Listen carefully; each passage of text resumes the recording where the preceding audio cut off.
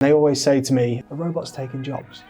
99% of studies that have been done indicate that countries and businesses that use robots ultimately actually employ more people. Is there a difference between what you were seeing 20 years ago to 2024? It's being used in a lot more industries. It's not just automotive. But we still have the fundamental challenge that we haven't persuaded UK industry to adopt robots to the same level as the rest of the world. You mentioned earlier about what changes you can make before you do retire. So however long that is, what's the goal? I would like to see a significant change in the uptake of robots in the UK. Robot density wise, well, we're currently 23rd. Yep. And our robot density is below the world average. All of our major industrial competitors are ahead of us. China is now up at 3rd, and that's despite the fact that they've got millions and millions of workers, because it is density is based on numbers of robots per 10,000 workers. We really ought to be more in the middle of that chart because we are the 12th largest manufacturing nation. Do you think about retirement? No. A huge thank you to this week's sponsor, Beckhoff Automation. Beckhoff implements open automation systems using proven PC-based control technology. Find out more about Beckhoff in the link below. Also, thank you to you for watching. Please like, subscribe, it helps us grow the channel. Enjoy this episode. So I'm Mike Wilson, I'm Chief Automation Officer at the Manufacturing Technology Centre, and fundamentally my role at the MTC is about figuring out our strategy to help businesses adopt or exploit automation technologies. Okay. So I know you've held a lot of positions in your career. So before we go into that, we go right back to the start. Where did you grow up and what did you want to be when you were older? Well, I was born and brought up in the northwest of England, a small village just north of Lancaster. And I always wanted to be an engineer. Really? I'm not entirely sure why. My father was an engineer. Okay. But I always wanted to be a civil engineer because I quite fancied building something. What did your father do? Well, at that time he was a university lecturer, but he was an electrical engineer originally. Okay. Cool. Okay, so do you have a favourite memory from your childhood? I'm not sure, actually. There's lots of positives, lots of things I enjoyed. Great thing about living up in that part of the world, it's all countryside. Used to do lots of climbing, caving, walking in the hills. It's all that kind of outdoor activity. Okay. What about your first job? What was that? First job I had was at British Leyland at Cowley. Factory's still there. The building I was working in is still there. Obviously the industry's changed a lot, and I was an engineer developing robot solutions to use within the car factories. So straight from university to British Leyland? Well, I did an MSc in between. What's an MSc? Master of Science. Okay, sorry. So, so I did my first degree at Warwick. Yep. Which was a general engineering degree, and I wanted to go and do robotics. And I couldn't quite figure out how to get into a relevant industry direct from the first degree. And they were actually starting an industrial robotics MSc at Cranfield University. It was the very first year of that MSc, and I was lucky enough to get a place on that course. And that then got me into robotics. Okay. Did you have role models at the time or mentors that were sort of pushing you into any? Not particularly at that point. I mean, I was convinced I wanted to do robotics from books I'd read in my childhood and things like that, and that's really what I wanted to do. When I got into British Leyland, then there were a couple of people that were very helpful in terms of pushing me to do different things, so making presentations, making sure that I went out into the big wide world, as it were, rather than just being an engineer on the factory floor, and that kind of really kind of moulded me from where I started. Okay, so talk me through then the early years in your career. You went from British Leyland. How long were you there for? I was at British Leyland for about 6 years. Okay. They then reorganised, as they did multiple times over that period of their history, and I was offered a job at Land Rover. But I didn't really fancy doing that, and I went to what was then called Torstechnik, is now Yaskawa, and I became a salesman selling welding robots. And I'd never been a salesman prior to that, and I wasn't particularly an expert at welding either. But and so I was then on the road selling welding robots, and I enjoyed that, significantly. I was at Tors Technic for about 18 months, and then FANUC, what was GMF at the time, General Motors FANUC, was expanding the operation in the UK, and I got an opportunity to work there as automotive sales manager. So I moved to FANUC, and then moved up through the organisation, became UK sales manager, and then ultimately MD for FANUC Robotics in the UK. Oh, how old were you at that point? I was that was about 94. Okay. So I was 34. Big role in your early 30s? Yeah, no, I was very happy. I was enjoying it, and no, it was a great opportunity. And at that time, it was an exciting time in terms of robotics. There was a lot going on. UK car industry was starting to use significant numbers of robots. One of my first orders was Vauxhall Motors. Was a fax from their purchasing guy for 67 robots at 30-something thousand pounds each. I can't remember, and it was a handwritten fax. It was a different world then. Yeah, it is a different world then. Talk me through how you felt then, going from an engineer into sales, because I've done that, and we've had some guests that have talked about actually that's probably your calling, people person, but you built foundations as an engineer, you understand the technology, move into sales. But then there's that step up to MD, which I'm in my early 30s. I probably feel a bit apprehensive taking that step. How did you feel at that point? Was you confident enough to just step into that? Yeah, no, I think I was. Partly because I've been in the organisation a few years by then, so it wasn't moving into a brand new organisation. Yeah. So it was people I knew. I knew how the organisation worked. It wasn't responsibility in the same way as it would have been if it was a large, distinct organisation, if that makes sense. It was part of a large corporate animal, and therefore you've got different requirements, different constraints. So I was confident that I could do the job, and I did do the job, and I enjoyed the job. And when I left there, I went there partly because I think I got as far as I thought I could get in the FANUC organisation, because I didn't particularly want to move overseas. And also partly I wanted to try something different. So I actually went to a venture capital backed small business as MD. And that was a very different world, very significant change. Smaller, less turnover, more challenges. Which challenges? Staff sort of challenges? No, challenges? It was more about money actually. We had to attract some new investment fairly soon after I started, which was a step into the dark for me because I'd never dealt with venture capital firms before. And the other element of it was, well, to be honest, we nearly went bust more than once. I have had the taxman sitting opposite me in the same place you are, telling me that if I don't pay the tax bill, then they're going to turn up next week and take assets to the value of the bill that's due. I had to tell the staff 1 month they weren't going to get paid. Things like that. You learn an awful lot when things are going wrong. And I think I did learn an awful lot. About yourself? About myself and also other things about challenges of dealing with slightly different things. It wasn't all bad. We bought 2 businesses while I was there as well, one of which was in Canada.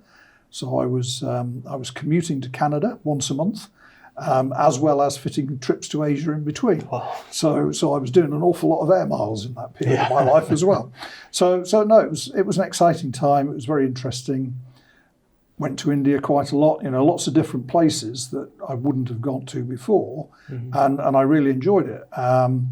But I certainly learned a lot about how to actually run a business and how to deal with people, much more than I ever had when I was at FANUC, because I was, as MD of this business, I was dealing with the backers, with the banks, and fundamentally, if we didn't bring the money in, we're going to close. Yeah, So it's a completely different pressure. It's a different world, Yeah. Yeah, it's something that we're actually in discussions at the minute with investors for Engineers Insight. Because on one hand, you think all this cash would allow us to flourish and employ people. And then on the other hand, it's like, well, at the minute, this is our baby. There's just two co-founders. It's not necessarily easy, but the pressure is our own. Yeah. To then have someone sitting on the board that's asking you questions every month, we're debating whether it's worth the big check.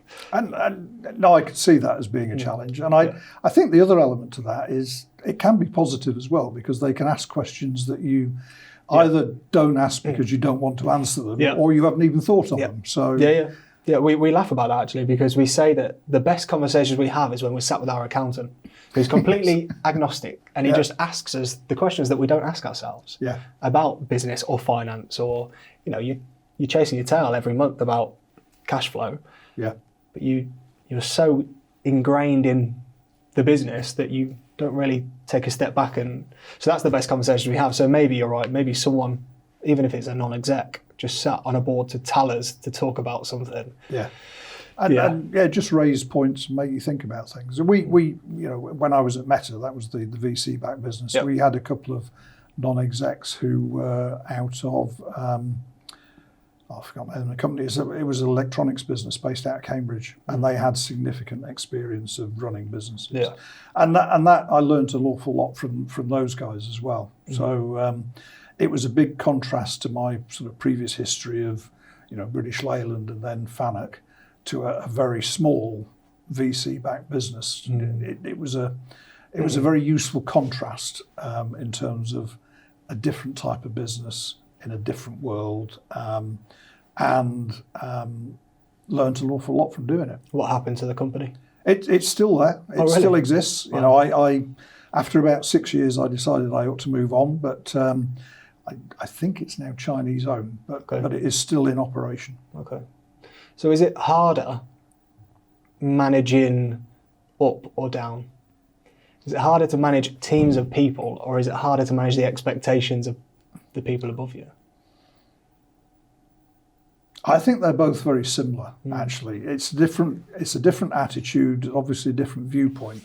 One of the bigger challenges I find, and it's kind of where I am now to some extent, is managing or trying to influence when you haven't got anybody working for you. So you're trying to get support for an idea or a concept, a little bit like yourselves. You're trying to put a message out there and get people to buy into it, but you haven't got any direct control over them. Yeah. You've just got to sell it, basically. Yes. Yeah. And I find that harder than direct reports. Yeah. Well, when I was looking through like your career and what questions I should ask, that sort of came to mind, because I suppose in the recent years you are Mr. Robots, I suppose. Thank you. You're on stages a lot, you're on panels, you talk about adoption of robotics in the UK versus other nations, and I've sat on quite a few of your presentations, as you know. Is there a difference now compared to 20 years ago when because you were International Federation of Robotics at some point, early 2000, right? I was chairman. Yeah. Is there a difference between what you were seeing 20 years ago to 2024? I think a lot of the messages are very similar, unfortunately. The UK hasn't moved on as much as I would like. I think people are a lot more receptive now than they were then. There's a lot more interest, if you like, in robotics. It's being used in a lot more industries. It's not just automotive. And I think there's a lot more people kind of understand what the technology is about. But we still have the fundamental challenge that we haven't persuaded UK industry to adopt robots to the same level as the rest of the world. And that's still one of the things that drives me on. I'm kind of determined that before I retire, we're going to see a step change. But as I've said more than once, I'm running out of time. So need to keep working on that one. What do you think will be the driver? I have this conversation quite a lot, and we've had multiple guests that are BARA members. The one that's up at the minute is Martin Kidman. We talk about why UK doesn't adopt. It'd be good to hear your point of view, and I'll tell you if mine's different. I think there are a number of factors. It's and I have said this a few times, is if it was one simple thing, I'd have done it by now and made an awful lot of money, but I don't think it is. I think there's cultural issues. So, we still have a kind of make, do and mend kind of attitude. And, one of the things I do say is, you go around factories, you see old machines and people are very proud that they can keep those old machinery running, and whereas they really should have bought some new ones. It's partly that. I think part of it is we had easy access to quite flexible labour resource, which meant that we didn't have to automate. Now that has probably gone. We now have vacancies throughout manufacturing. So people are having to automate now. Finance has always been a problem. We do have a short-term attitude to finance. Skills is currently a problem. People are concerned they don't have the skills to adopt this technology. It's not as complicated as they think. No. It's not as expensive as they think, but we need to get that message out there. I do think the conditions are probably the most positive they ever have been for the adoption of robots. I'm more optimistic than I ever have been. And I think that's partly the labour shortage. I don't think businesses have got much option now. There's a lot of talk now about the changes to national insurance as being a positive driver for automation, and yes, it probably is. And I'm kind of hopeful that the UK will change, because I'm very keen that UK manufacturing prospers and grows, and I think it's got potential to do that. I think there's opportunities to reshore a lot of things that we offshored back in the sort of 70s and 80s. And I think the current global situation, all the uncertainty, crises, energy costs, all sorts of factors are driving us towards bringing a lot of that back. But the only way we can bring it back and bring it back competitively is by using much greater levels of automation. So I'm a lot more positive now than I have ever been. And I'm just hopeful that if the UK is ever going to do it, it needs to do it now, because if it doesn't do it now, then I think manufacturing is going to suffer. Yeah, we're slipping behind. Yeah, you know the stats better than I do, so it's probably worth going through. A couple of years ago, we were 8th? Is that right? In what, robot density? No, certainly not robot density. As a manufacturer. Manufacturing, yeah. I think we were 8th, and then we got up to 8th a couple of years ago, and we're now 12th. Yeah, so that's slipping away. What about the robot density? Robot density-wise, well, we're currently 23rd. Yep. And our robot density is below the world average. All of our major industrial competitors are ahead of us. One of the biggest changes is China is now up at 3rd, and that's despite the fact that they've got millions and millions of workers, because it is densities based on numbers of robots per 10,000 workers. We really ought to be more in the middle of that chart, because we are the 12th largest manufacturing nation. And we've been pretty stable around 25, 23 for a few years, but we really need to do something about that. And as that intensity grows, does unemployment rate increase? Doesn't affect? No, most, well, I say all, I can never say all. 99% of studies that have been done indicate that countries and businesses that use robots ultimately actually employ more people. Yep. So if you like, you look at Volkswagen, I can't remember the numbers, but over the last X number of years, Volkswagen have put in thousands of robots and they've employed thousands more people. JLR is exactly the same.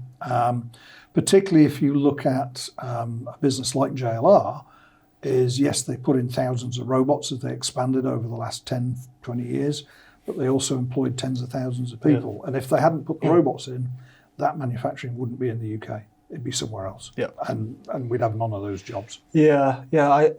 So Engineers Insight, we try to do a lot around education. We go into colleges and schools, and it's never the kids that ask me. It's always the teachers, because they're usually 30s to 50s, and they always say to me, away from the students, "Are robots taking jobs?" Like it's like a stigma. It's like they're whispering it to me so the kids don't hear that people are going to be unemployed. And I have to try to explain, well, no, because if we don't automate, we just fall behind, and then we're not producing stuff, we're not competing with other countries. So our GDP's worse. Like, it's just this stigma around moving away from manual labour to automation. And it's partly what appears in the popular press to the media, if you like. Yeah. They don't help. Yeah. And some of that relates to kind of AI related software, because they always talk about robots, and most of the time they don't actually mean robots, they mean other things. Yeah. And yes, there is some clerical tasks are going to change, but you only have to look back to my kind of early life, as it were. We used to have typing pools with lots of women, and we don't have typing pools anymore. They don't exist. Yep. We employ more people than we ever did. And that is true throughout history. I don't see any reason why that's going to change now. It is about using automation robots to do the dirty, the dangerous, the mundane type tasks that people really shouldn't be doing anymore. Yeah. And if that means that we're more productive and we can afford to pay people higher wages, or we can shorten the working week, that's all positive. And that has been the trend ever since we started putting weaving looms into the mills, whatever that was, 1700s. Yep. So you've always been robots. Always been robots. Always been robots. And you've worked for 3 or 4 of the big, so ABB. I've worked for ABB, Yaskawa, KUKA, Yep. and FANUC. Okay. And at some point along the line, you wrote a book on implementing robot systems. What was that process like? It was a challenge. I can imagine. So I mean, I'll tell you where it came from. I did spend about 10 years working for myself in the middle of all of that. Yep. I was self-employed. And when you're self-employed, I mean, you'll know this, is you do what people pay you to do. Yeah. So I was consulting, I was training, I was advising, I've been expert witness in a few disputes between end customers and robot vendors. But one of the things I did was training on behalf of Warwick University. And I delivered a robotics and automation course as part of one of their MSc programs. And I delivered it in Singapore and in India, because when they did it in the UK, they got about 5 or 6 different people to do different elements of the course. But obviously to do a week over there, send one person is much more cost effective than 5 or 6. Yep. So I had a week's worth of material that I'd put together for this course. And Elsevier approached me about a book. Not on robots, it was on something else. And I just said, well, actually, I'd rather do one on robots. And they said, okay. So I was now writing a book. And when I was self-employed, that wasn't too much of a challenge. But about halfway through, I got a proper job at ABB. And then I had to finish the book whilst, if you like, doing a proper job. And that did make it a bit of a challenge. Yeah. But it was effectively... it was really me sitting down in front of a computer and just writing stuff down. I didn't have to research it. It was things that were in the course, things I knew, if you like, and it was taking a week's worth of training course and committing it to paper as much as anything. Yeah. And yes, I enjoyed it. It was good when it was done. But it's nice to see something in print, you know. Yes. How did it feel when it got published? No, I was pleased with that. It is nice. Relief, pride, but actually a lot of pride. Actually, to be fair, you know, when you, I should point out that my father wrote about 4 books in his time on his particular subject. So there was a little bit of there was something quite nice when I could give him a copy of mine. But it was also very nice to give my children a copy as well. You know, it's just something that you've left, if you like, which is kind of nice. Yeah. Was there any, throughout the career, is there any milestones that you really remember as being impactful? You know, something that really stuck with you? Is there any change of jobs or change of positions where you thought, actually, I'm at the level that I've always wanted to be, or this is the right path for me? I think there's a whole bunch of different things that have had different impacts, if you like. So So, going back a few years, when I became MD at Fanuc, that was quite a significant step. Although I felt I was ready for it and everything else, the fact that I had a business card that said MD on it was again quite nice. Yeah. Because I never really thought that I'd get to that kind of level. I started as an engineer. I wanted to be an engineer. When I was chairman of the International Federation of Robotics, we were in Korea, and I was introduced to the Prime Minister, I think it was, of Korea. Again, you just kind of think, oh, this is quite something. I didn't ever imagine that, this lad from the Northwest would ever end up in this kind of position. And then sort of more recently, when I went to the MTC, a lot of people have said to me, well, that's the job for you. And actually, when I think about it, it is, if you could define the perfect job, this isn't far away from it. It suits me, my background, and yeah, I'm very happy doing it. And that, I think ultimately, you just got to be happy with doing what you do. And as long as you're happy doing what you do, then it's not a job anymore. Mm-hmm. So what is it then about this role that you really enjoy? Is it the freedom? Is it because you don't have any direct reports anymore, right? No. Is it that? Is it that you've not got that burden, or? It's partly that. I mean, I don't mind managing people. I enjoy managing people, and I still mentor a few people because I think it's worthwhile. It is partly the freedom. It's partly the trust, because they do leave me to pretty much decide to do what I think is appropriate. And it's partly because it means that I can try and fulfill the ambition, if you like, which is to make a change to what the UK does. As you know, I've been chairman of the British Automation Robot Association. I've been involved in other trade associations, and all of it has all been around trying to change what the UK is doing related to automation. You could say I'm failing miserably because I haven't changed it yet, but the MTC does give me more freedom to pursue that objective, because I don't have other targets to achieve. I don't have to sell a certain amount of business, or I don't have to ensure a business is profitable, or whatever it might be. They do want me to bring in work as part of what I do, but I do that by going to visit people and talking to them. So it all fits. It's a byproduct of you being you. Right? Exactly, yeah. I suppose this is a bit of a probing question, but have you ever thought, why you? Why is it you that's driving it? What is it about you that's... Because I think about this in what I'm trying to do. Like, why is it me? Well, if it wasn't me, then who else is going to do it? Is there something like that? Is that where you've come in your career, where you think, if I'm not doing it, then who is? I suppose I hadn't really thought about it, to be honest. To some extent, that's probably true. I mean, I was chairman of BARA for 10 years. And it wasn't because nobody else wanted the job. I guess I suppose there's a certain amount of pride in that everybody else is looking at me kind of going, well, the right person to be doing this kind of thing is Mike, so we'll leave him to get on with it. So I'm it's good that you get that kind of respect or acknowledgement. I think some of it is also partly because of my background, the different roles I've had, the different experiences I've had.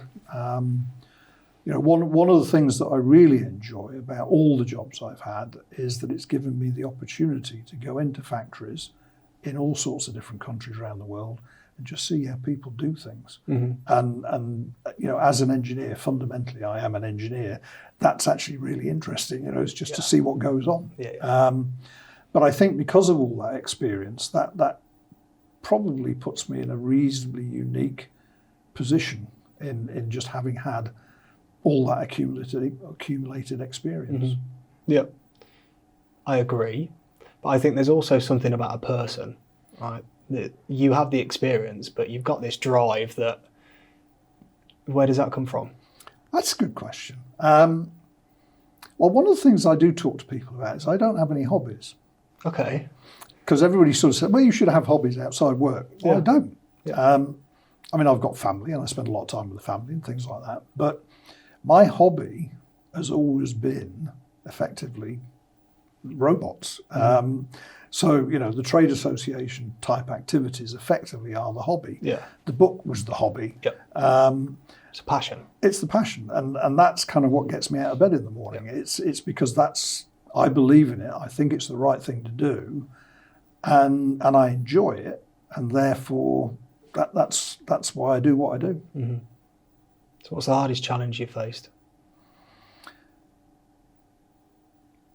I've had a number of difficulties. I mentioned the taxman as being a significant one. Yeah. Telling staff they're not going to get paid, that was a challenge.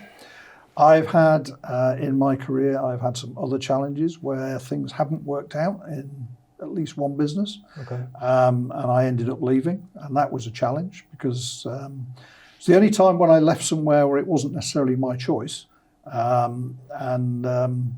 You do kind of question things at that point. You do kind of think, well, if it's not worked out, how much of that was me? And I've also had situations where people have left businesses. You know, they've been working for me and they've decided to leave, and that always causes me to question things. You know, I think a lot of people look at me and think, you know, he's confident, he's secure, he knows what he's on about, etc., etc. But underneath all of that, there's a lot of uncertainty, if you like, you know, questioning. Yeah. Are we doing the right thing? Am I doing the right thing?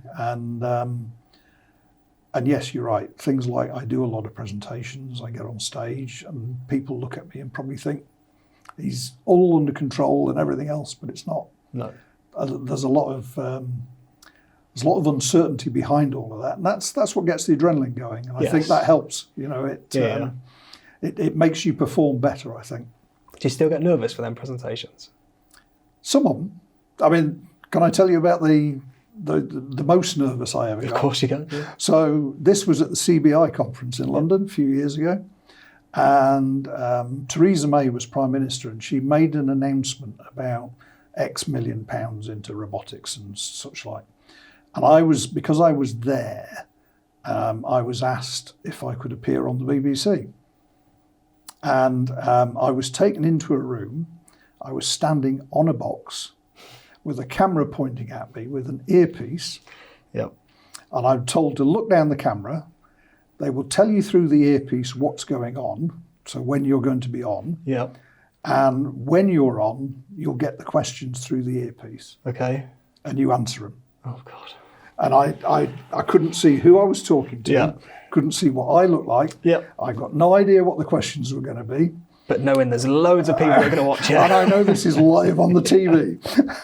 So yes, that was a challenge. Yeah. But I kind of work on the principle that if you push yourself beyond your comfort zone, as it were, it makes everything else a lot easier. Yep. And having done that one, it makes most of what I do much less stressful. Mm-hmm. Yeah. You mentioned, obviously on the outside it's polished, but inside, you know, you're nervous about something or anxious about. I think that's just, you know, because I have that feeling. And I think it's being authentic, right? It's just being true to yourself and portraying that out to the audience. I think it's important. It's something that I definitely try and follow. But the perception of me has only really been the past 6 to 12 months that people assume that I'm quite polished. Before that, I'd self-doubt all the time. And it was only, I had an incident where I pitched to a very big potential customer who seemed extremely keen. It went all the way through, and then I got this email one day out of the blue saying that they'd decided not to move forward because some senior managers at the company had noticed that I swore on LinkedIn. And the comment that they put was that they wouldn't want my tone of voice being associated with their brand. It's a bit harsh. A little bit, right? So that was a real self-doubt. That was, because that's not just a business decision, that's then a personal thing, right? It's about you. And that ate me up for a few days. In the end, I print screened it and I sent it to my customers. And it was actually Sarah Blacksmith at Siemens that called me. And she said, Engineers Insight doesn't really exist yet. Siemens are bought in because we're bought into you as a person. And it was at that moment I thought, actually, yeah, like try not to swear, but sod that company that have said that. That's 1 out of 50 customers that were just brought on. Yep. And it was from that moment, 12 months ago, that I thought, well, actually, if I just be authentic, everything else will follow. Yes, okay, we might upset 1 or 2 people that don't like the tone of voice. Yep. But it's that, that view of people that have on you, that you assume everything's absolutely fine and you're this polished character that people see doing podcasts with bloody lights and cameras. But actually there's something inside everyone, Yes, you might be driven, but you're extremely nervous when you have to stand on a podium with a camera in your face. No, and actually it's surprising because different presentations create different levels of stress. Yeah. So I did one earlier this year, which was actually it was an MTC event, and it was a dinner that had the founders and various other senior personnel from in relation to MTC in the room, and again that was quite stressful because it's not an audience that I normally speak to. Yeah. So it's just again pushing the boundaries. Yeah. Just a different example. I was fortunate enough to be on the Tomorrow's World Live program that they recorded about 5 years ago now. So they brought all the old presenters back and they brought old footage back and got various bits of tech and ABB was asked to take a robot there and we took a robot and I was on there with one of the presenters and that was all recorded live. So again, that's live TV. Yep. But I was there for a day and a half and I really enjoyed the whole experience of all the rehearsals and watching what they were doing and the whole thing, and I kind of look back at some of these events and think, well, I've been lucky because I've got to lots of places and done lots of things that a lot of people don't get the chance to do. And therefore I kind of think, yes, it's worth getting a bit nervous sometimes because if you're not pushing the boundaries and you're not testing yourself. No, there's definitely something in that, and that the last guest kept referring to like building foundations of their career and taking opportunities. Like it's so easy to just say no to them opportunities. Yeah. But just putting yourself in that uncomfortable situation is only going to build a career for yourself. More opportunities will come off the back of that because you're the one person that said yes to it. Well, exactly that. And taking your point, I didn't build a career necessarily. I didn't have a grand plan that said, I want to be MD in 5 years or whatever it was. I just followed the opportunities that came along, and the only real consistency about it is there's robotics in there somewhere, and there has been for 40 years. I mean, to be fair, at some point you get almost pigeonholed because the only opportunities that are going to come along are going to have robotics in them. But like I said, I enjoy that, so it's not really a Has there job. ever been a frustration around that where you thought, oh, actually, I could try something else, or I could be known as someone else? I think there have been a couple of times when I've wanted to move up, if you like. So, I was MD at Fanuc, and then I left Fanuc, and I was MD at a VC-backed business. And when I left there, I effectively worked for myself. And when I came back in, I went to ABB. But you can end up almost in a box, if you like, where you're good at what you do, but you want to try and, you feel that you ought to have a more senior role, if you like, greater responsibility. And it can be difficult to move out of that box, if you like, that you've effectively put yourself in. And then you just got to wait for the right opportunity. Because if you're in robotics, there aren't as many opportunities. No. If you're more general, there are lots more opportunities. Of course, of course. So there's a scenario that I ask all guests, and it's to imagine you're stood in front of a classroom of the next generation of engineers. So college students, they might be coming into industry in the next couple of years. What advice would you give them? I have stood in front of some of these groups, and I have been asked those kind of questions. A lot of it is take the opportunities. It goes back to what we just said, is if you get an opportunity to do something, then do take it. I think a lot of it is be aware of what's going on around the world. it's not always about being totally focused on what your job is or what your technology is. You need to kind of have a sort of broader awareness of what might be going on in politics or in life generally, because at some point that might have an influence on what it is you want to do or where you ought to be looking.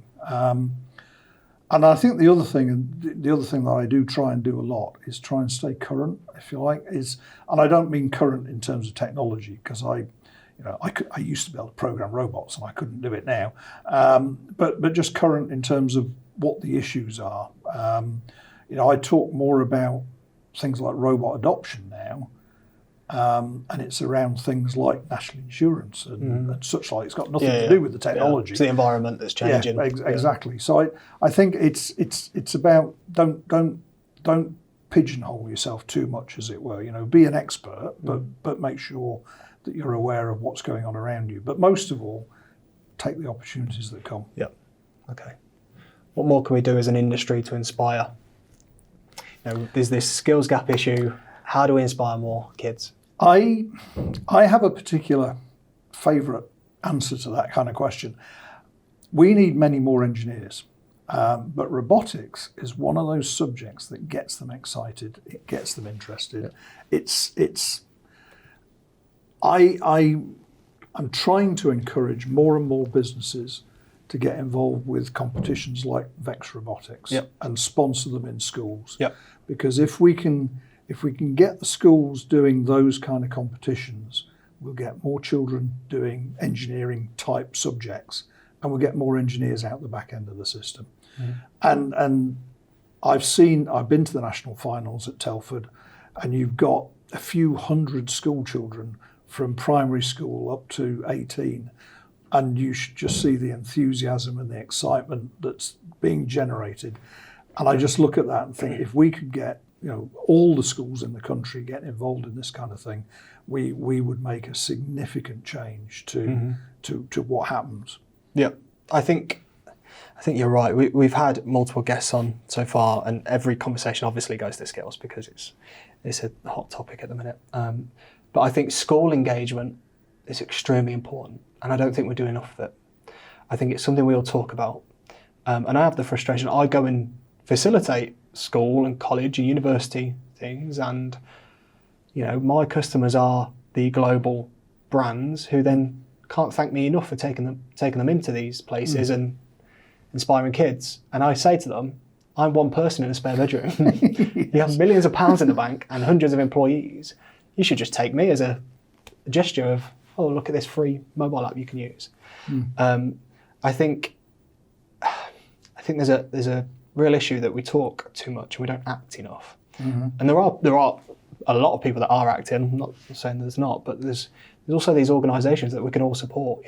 Vex or Primary Engineer or Engineering UK, Marvelous Manufacturer. There's All Skills. Yeah, there's so much that we can all support, especially the big guys with the budgets. It's really frustrating that I think the same as end users adopting robots. I think everyone, it's a cultural thing, but it's also sales driven. Everyone's short term thinking. I speak to whoever, people you speak to, they're worried about the quarterly sales. They're not worried about in 10 years' time, are there going to be an extra 10,000 kids joining manufacturing? Yeah. Because then people that we're talking to might be in a completely different job at a completely different manufacturer, which is the same issue that we have with government because it changes so often. Even within the same party, it changes so often, which I can only assume on your behalf is frustrating. It's certainly frustrating for me as a third party in industry trying to make a change, is that people aren't thinking about in 10 years' time. They're thinking about, am I going to hit figures this year? Because if not, I'm in trouble. Yeah. And you're right. There is an awful lot of short-term thinking, if you like. But I do think the leaders of the businesses need to recognise that they have a longer-term responsibility. And we definitely have a shortage of engineers. That's a known fact. We're all getting older. The average age in manufacturing is supposed to be over 50 now, and unless we do something about that, we're going to have a big problem. And therefore, it's to me, it's beholden, if you like, on the leaders of industry to sort of say, to recognise that they need to lead by example and organise teams within their staff, and maybe not the old people, as it were, the older engineers, but get the apprentices and give them the time to go into the schools and to give a bit back, if you like, but just give them the time to do it. And I can talk about it, and I do try and connect businesses with local schools when I can and such like, and I just try and encourage more businesses to do it. But you're one voice, I'm one voice. You've got more reach than I have, but we are lone voices. That some of the bigger businesses could have a significant impact if they really took it on board. Yeah. There's probably a plug that's worthwhile making. Ingenuity have just launched their alliance of groups of people like us and organisations that can pull that resource together to try to. But that's such a huge task. Are there any skills that you would say that it's important for these young people to think about honing? Not necessarily technical skills, fault finding, but personable skills. No, definitely, and that's one of the reasons why I'm keen on the Vex Robotics competition. It's not just because they're playing with the tech. The tech gets them there, if you like, but what they learn is a bit more about project management, a bit more about teamwork and cooperation. And I think those are the kind of skills that they don't necessarily get through the classroom, but they're actually very valuable once they move into the real world, as it were. So that's one of the reasons why I'm very keen on it is those softer skills that are very, very important for their future careers. We're just having this discussion an hour or so ago about teamwork, and actually there's going to be this generation of young people that come into industry that will then be working from home 4 days a week and not have a relationship with people in teams. And when I look back on my career, the best days I had were at Schneider when we were all in the office every day. All the apps guys were together, 12 of us. And then the rest of the office we were in, and you'd chat to different people and you could talk about projects, and then the sales engineers would come in and you built like a community inside an organisation. That's so hard to replicate when you're just, especially as a young person that hasn't had years of communication, they're going to be left behind, or they're not necessarily left behind, but they're going to feel like it's a struggle to work in a team because they've not had to do it. And they're not getting the benefit of the experience that the older members of the team, if you like, can provide. Because you're right. Well, when I started in British Leyland, I was in an office with 6 engineers, and I was the youngest person in the office, kind of thing. And they told me a few home truths that you can imagine. But apart from that, you learn to work with people, and a lot of them didn't have degrees, and I did. So, but they kind of fairly quickly taught me that actually degrees not really the answer to everything. The practical experience is worth an awful lot more. And you're right. We have now a lot of people that are brought up on tech, brought up on sitting in front of computers, even school children. My youngest daughter spends half her life sitting in front of either a laptop or a phone, and she communicates with her friends that way. And you kind of think, well, that's not the real world ultimately. Well, maybe it is now, but it's not how we're going to succeed as a society going forward. No, you still need to be able to sit in front of someone and make eye contact and shake someone's hand and give criticism if you need to. And I think tech is an easy out. It's much easier to send a text message than actually speak to someone, or an email instead of Teams where you can see each other. Less threatening, isn't it? It is. But it's also more dangerous. And I personally much prefer, I'm a bit old-fashioned, but I much prefer face-to-face. Because you can judge how the message that you're sending is being received, whereas email, text, you've got no idea. No. Are there any questions you'd like to ask me? Put you on the spot there. No, I wasn't expecting that one. How's it going? How's Insight going? Is it? We're getting there. Yeah, we've seen a bit of a pickup in users now, which is quite nice. So from the 1st of October, we were still in the 1300s. Now 6 weeks later, we're just about to crack 1,800. So Oh, very good. still small numbers, but when you look back on the graph, it's like we're starting to, which is nice. Yeah. Finding the customer is actually the easiest bit, because people want change, and it's how do you connect with young people. So we're doing a lot in education. Okay. If we can get the app into further education, it's a free resource for kids, but then in 5 years' time, they'll all be using it. Yeah. That's the plan. So yeah, and then we've also got the conversation around how do we raise money and what would that money be spent on, and going from 2 guys in their spare bedrooms to an actual company that people need to consider as successful or more professional. Yeah, it's going okay. And then things like this just bolts on, and I get to speak to cool people, talk about real issues in the world. Okay, what's next for you? Do you think about retirement? No. Well, sorry, I do, but not anytime soon. 2 reasons for that. One is I have a 14-year-old daughter, and I have a mortgage, which basically does mean I'm going to work for a few more years yet. But having said all of that, I suppose I'm not slowing down yet. I'm fortunate that I'm healthy, so I don't have issues that are maybe going to slow me down, not yet anyway. And I enjoy what I do. So I kind of think, well, why would I retire? And going back to something I said earlier, if I had a hobby, the hobby would be doing what I'm doing. So I might as well get paid for doing it. You might as well, you're right, yeah. For all the frustrations, you might as well get paid. You mentioned earlier about what changes you can make before you do retire. So however long that is, but what is that goal? Is it, no, I'll let you answer that. What's the goal?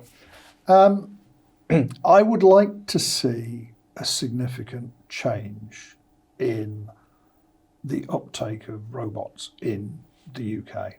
I haven't put a number on it. It's not, I don't want to get us to 10th on the robot density table or anything like that. It's because I haven't really thought about it, to be honest. It's more about just a significant change, because we'll be able to tell when the attitudes have changed, when the investment levels are different. Sales will be double, 3 times what they are now, whatever the number is. But just something where I can kind of look at it and say, okay, that's what I was trying to do, and we've done it. That would be it. Do you consider yourself successful? In many ways, yes, although I haven't achieved that goal yet, but yes, I think in a couple of ways. One is, I've had a career that's been quite positive, I've enjoyed it, I am enjoying it, which I think is very important. And I think I get reasonably good recognition from my peers and such like, which, it's always nice that people kind of recognise you and kind of go, if you want to know about robots, then talk to Mike. That's always positive. So yeah, I think so. Yeah. And when you look back on your career, on that success that you've had, would you attribute that success to luck or to hard work? I think it's mainly work, to be honest. The right things have probably become opportunities at the right time. So maybe there's always potentially a bit of luck in there somewhere. But things like, yes, I was chairman of BARA for 10 years, but I've been on the BARA Council for 30. I was chairman of the International Federation of Robotics, but I was on the General Assembly and the Executive Committee prior to that. So, no one handed it to you. No, and it wasn't just luck that happened. I did kind of say, I want to represent the UK on this committee, and it kind of went from there. And I suppose there's always a little bit of luck in terms of timing, but you've got to be in the right place to take advantage of that. And I think that's where the work's come in, is to make sure that I was in the right place at the right time when that opportunity came along. Yeah, I think it's a fair answer. Mike, really appreciate your time. Thank you. No, thank you. Really enjoyed it. Thanks.